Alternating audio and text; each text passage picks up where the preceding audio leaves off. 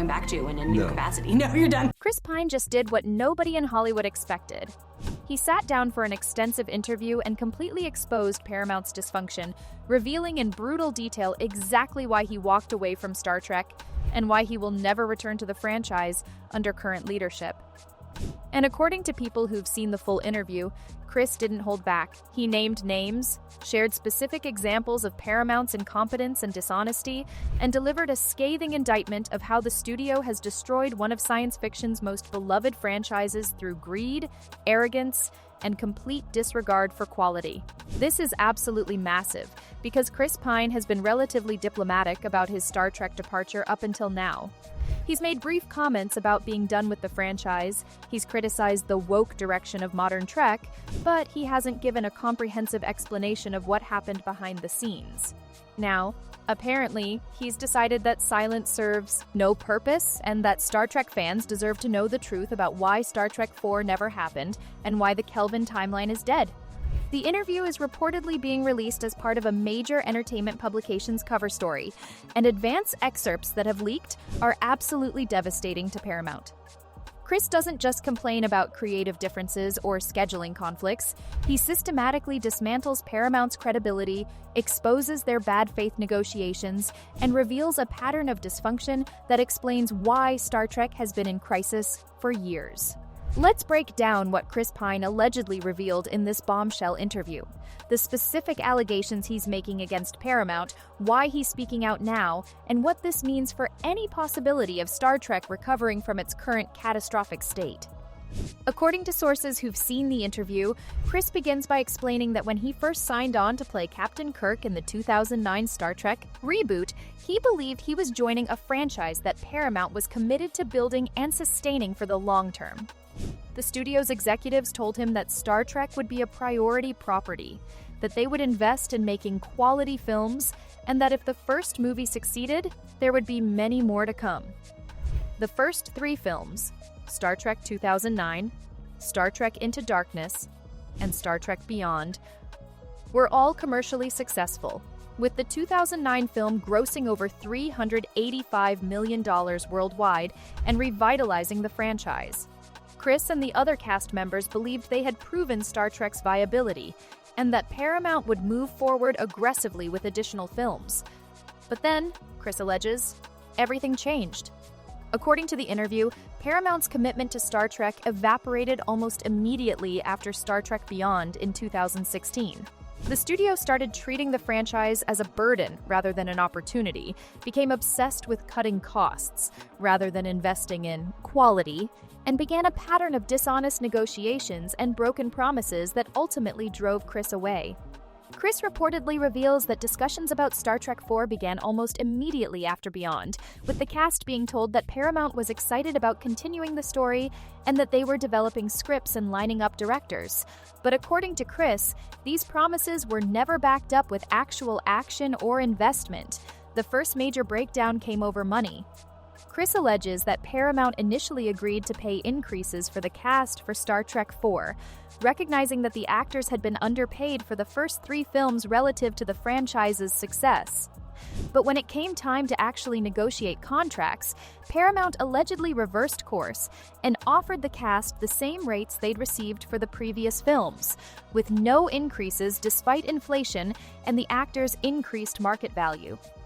Chris reportedly describes this as a bait and switch, where Paramount verbally committed to fair compensation to keep the actors engaged and prevent them from taking other jobs, but then tried to lock them into below-market deals once they were invested in the project. According to Chris, this kind of dishonest negotiation happened repeatedly throughout the Star Trek IV development process.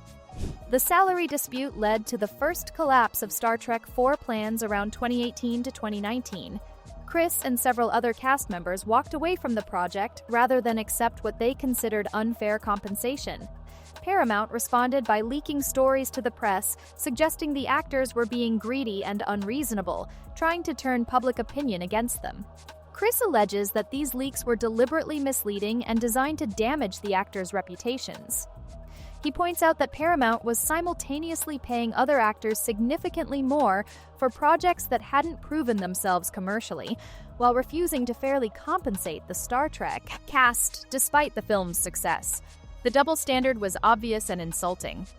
After the salary dispute killed that iteration of Star Trek IV, Paramount allegedly came back to the cast several times over subsequent years with new approaches to reviving the project. Each time, according to Chris, Paramount made promises about being serious this time, about having learned from past mistakes, about being committed to making the film. And each time, Chris alleges, those promises turned out to be empty. Chris reportedly describes a pattern where Paramount would generate publicity about Star Trek IV being back in development, using the announcement to boost their stock price or to attract investment, but without any genuine intention or plan to actually make the film.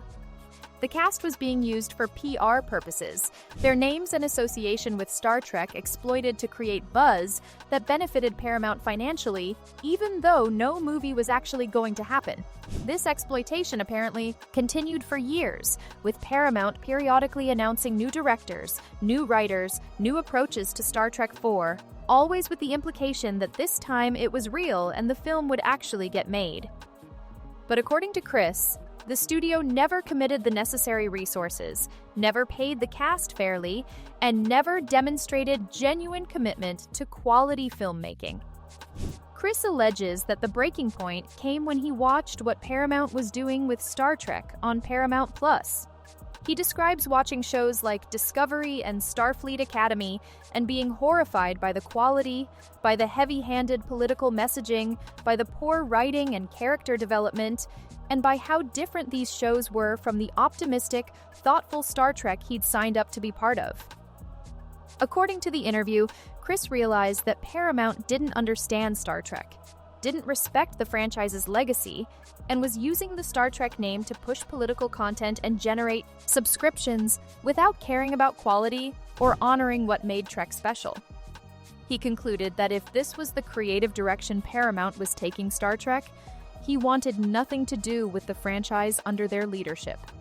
Chris reportedly describes a final conversation with Paramount executives where he laid out his concerns about the franchise's direction and asked directly whether they were committed to making quality Star Trek films that honored the franchise's legacy. According to Chris, the executives gave him corporate doublespeak about evolving for modern audiences and reaching new demographics, without ever directly committing to quality or addressing his specific concerns. That conversation apparently convinced Chris that Paramount would never make the Star Trek IV he wanted to be part of, that they would either never make the film at all or would make a compromised version that prioritized politics and cost-cutting over storytelling. So he made the decision to publicly walk away and refuse to participate in any Star Trek project under current Paramount leadership. Chris reportedly addresses the woke controversy directly in the interview, explaining what he means by criticizing modern Star Trek as too political. He emphasizes that he's not opposing diversity or progressive values.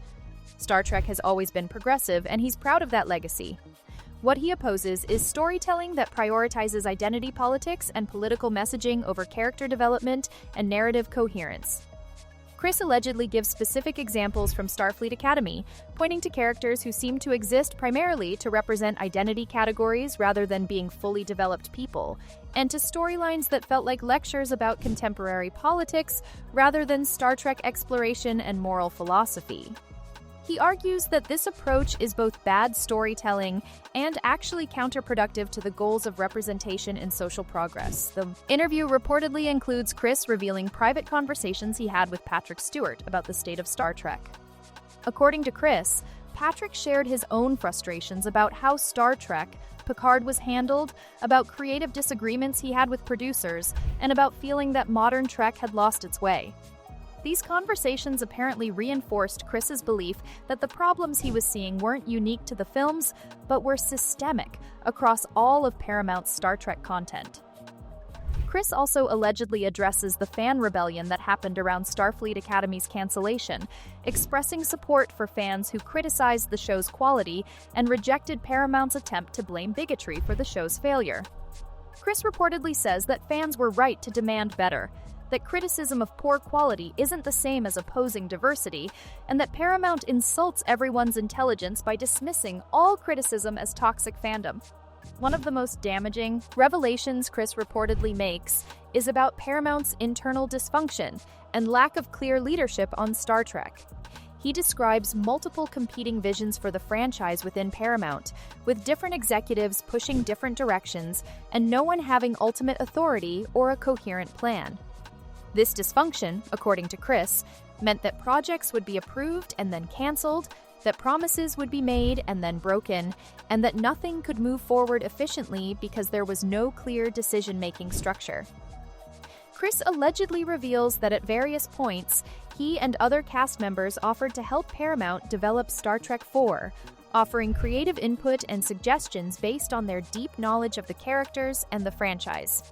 But according to Chris, Paramount either ignored these offers or paid lip service to them while never actually incorporating the actors' input. The studio wanted to use the cast's names and faces for marketing but didn't actually value their perspectives on the franchise.